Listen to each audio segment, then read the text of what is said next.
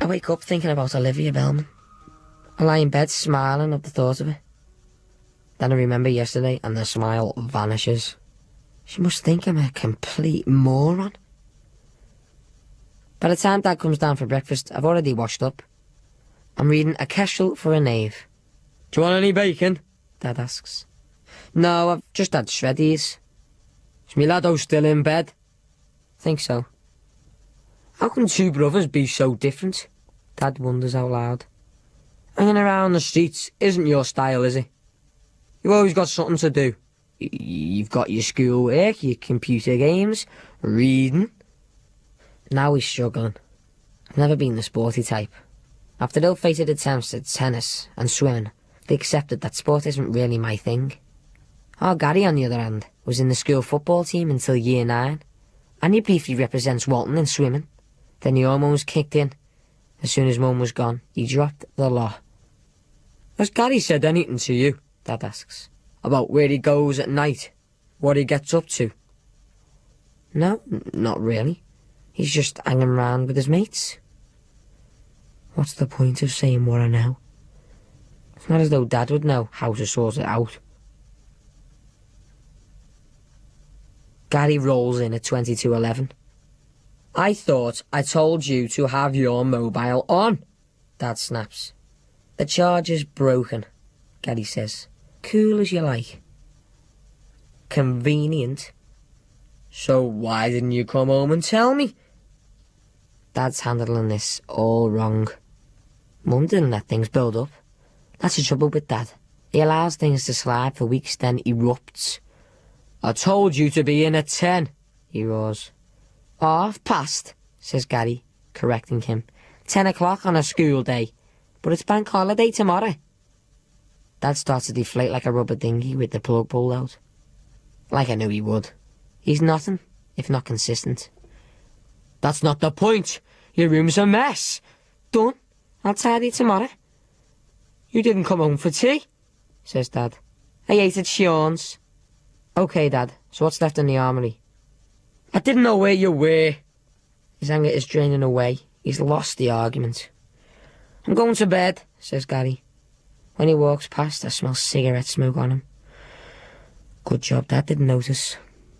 Gran and Grandad Ferguson turn up at 9:30 the next morning. They're Mum's parents, so Dad wants to make an impression. Prove that he can raise the grandchildren. When the doorbell rings, everyone is up except Gary. When Gary comes down, he's still only half-dressed. "Haven't you even had a wash or brushed your teeth?" Dad asks despairingly. "I'll do it in a minute." "You'll do it now." Gary does his Harry Enfield teenager bit up the stairs, and Dad asks Gran and Grandad about their holiday in Scotland.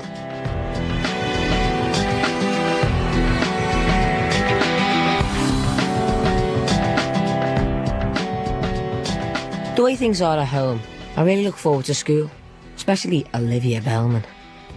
Last lesson, Tuesday afternoon, is drama. Mrs. Owen comes in with a tall, blonde guy in deck pumps. "This," Miss Owen says, "is Brendan. Brendan is part of a trapdoor theatre company and is going to be working with us for the next 6 weeks on Romeo and Juliet. And the work counts towards your exam." The girls like Brendan. He's kind of Brad Pittish in a down-market kind of way. The rest of us are happy doing something different, so we lend Brendan our ears. "Doing Romeo and Juliet I can understand," I say. "But putting it on for the parents at the end of the term, isn't that a bit much?"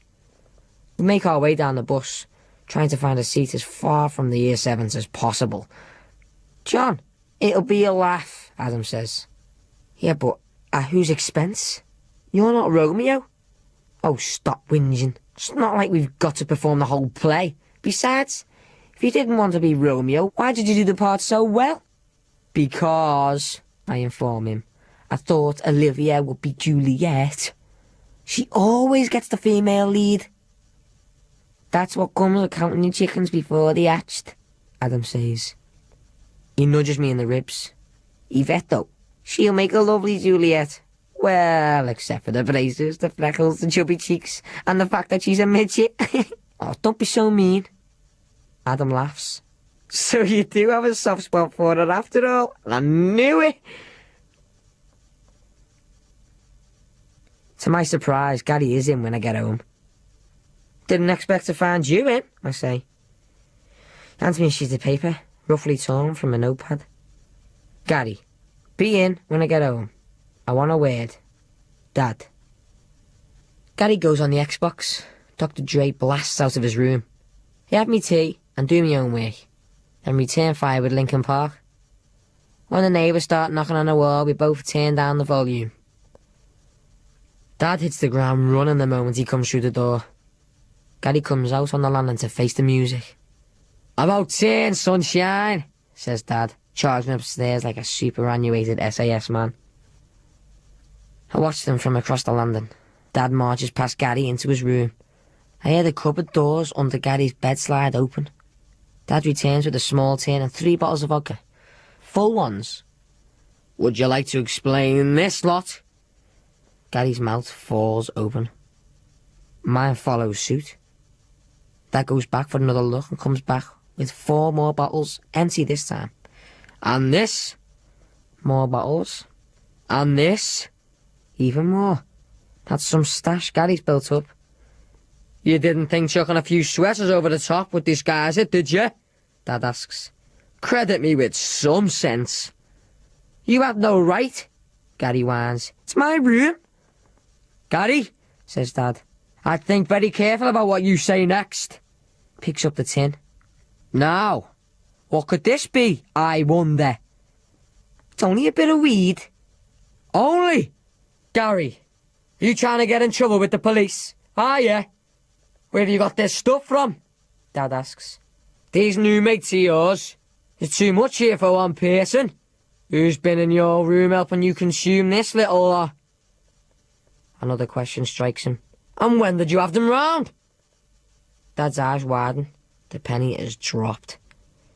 You've been sagging school? No, we haven't. Dad snatches Gary's blazer off the peg. He starts rummaging through the pockets. He finds 2 letters from school about unauthorised absences. That does it, lad. You're grounded. Got that? Grounded. Way over the top, Dad.